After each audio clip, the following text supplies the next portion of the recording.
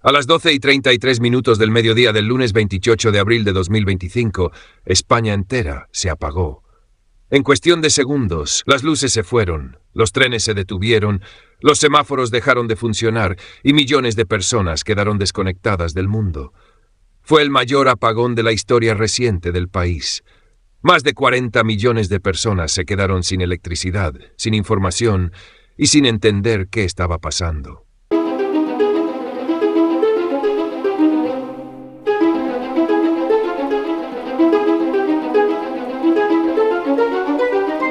Todo ocurrió en apenas unos segundos.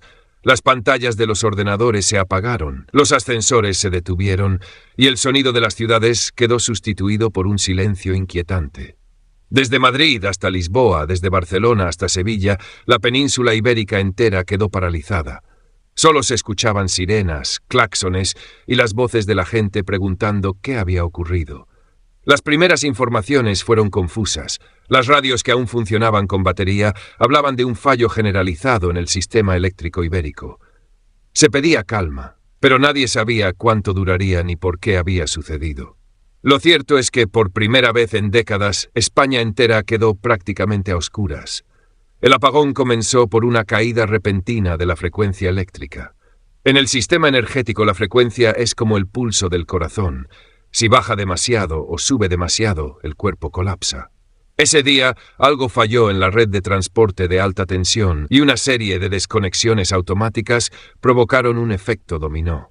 Una línea tras otra comenzó a caer y en menos de 30 segundos la red eléctrica peninsular se vino abajo. Los expertos lo explicaron después como una pérdida de sincronía masiva. España, Portugal y parte del sur de Francia quedaron fuera del sistema eléctrico europeo.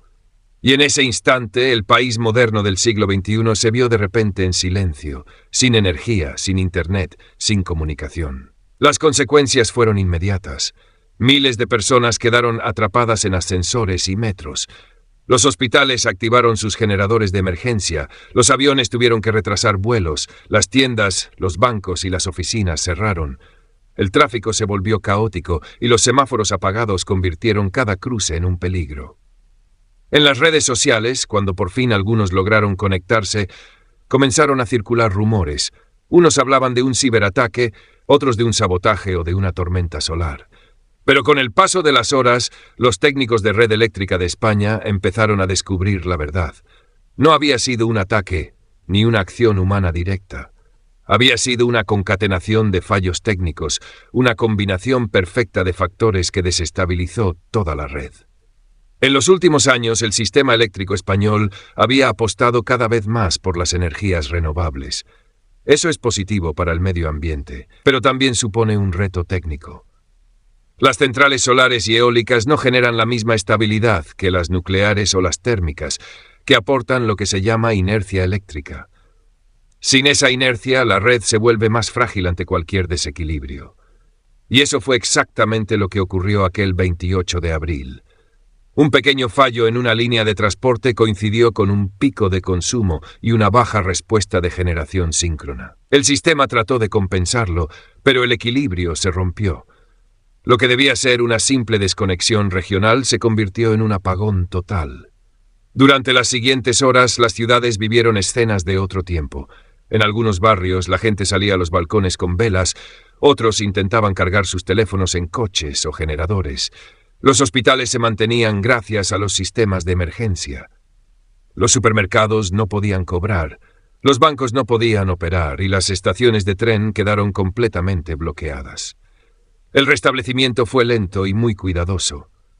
Red Eléctrica de España aplicó el llamado Plan de Arranque en Negro, un protocolo que permite reiniciar el sistema desde cero, activando primero las centrales capaces de arrancar sin energía externa.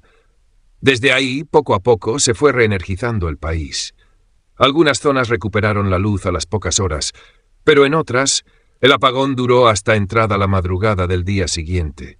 El gobierno compareció al día siguiente para asegurar que el problema había sido puramente técnico y que no existía ningún riesgo de repetición. Pero la población ya había sentido la fragilidad del sistema. Por unas horas, todos comprendimos cuánto dependemos de la electricidad. Sin luz no hay hospitales, ni comunicación, ni transporte, ni alimentos refrigerados. Nada funciona. Los expertos coincidieron en que el apagón fue una llamada de atención. El sistema eléctrico necesita más inversiones, más capacidad de respuesta y mejor equilibrio entre renovables e inercia mecánica. También se requiere reforzar la interconexión con Francia y Portugal para evitar que una caída local se extienda a todo el país. Con el paso de los días, el país volvió a la normalidad, pero muchos recordaron aquella jornada como un antes y un después. El día en que España se apagó. El día en que millones de personas comprendieron que la electricidad no es algo garantizado, sino un delicado equilibrio que debemos cuidar. Aquel 28 de abril de 2025 no fue solo un apagón, fue un aviso, una señal de que vivimos en un mundo conectado, dependiente y vulnerable, y quizás también una lección.